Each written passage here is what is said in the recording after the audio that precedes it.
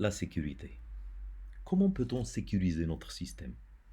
Donc notre système, on doit le crypter. On doit crypter certaines data. Et non l'ensemble, bien sûr.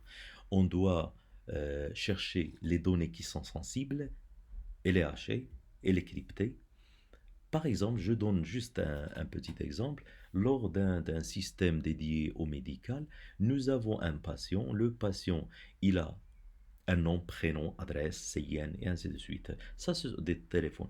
Tout ça, ce sont des données qui sont critiques. OK? Ou dans l'application, on peut dire il a la maladie telle. Il a la maladie telle. Dans l'application, on doit crypter ces données qui sont sensibles, ok?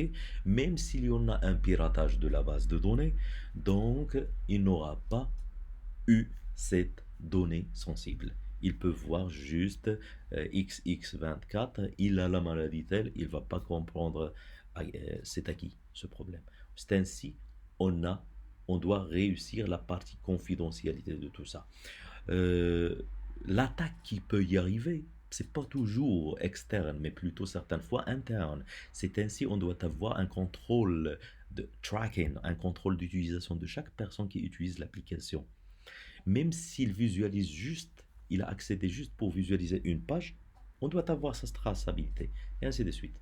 Alors, bien sûr, comme vous le connaissez, l'authentification, les droits d'accès, droits pointillés, et euh, comme on l'a dit, juste on augmente la confiance dans notre système vis-à-vis de cette sécurité-là.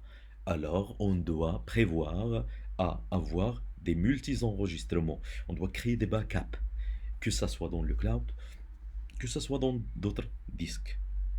Et ainsi, on peut réussir cette sécurité. Bien sûr, il y en a beaucoup de points que j'ai pas déclenchés dans ce stade-là.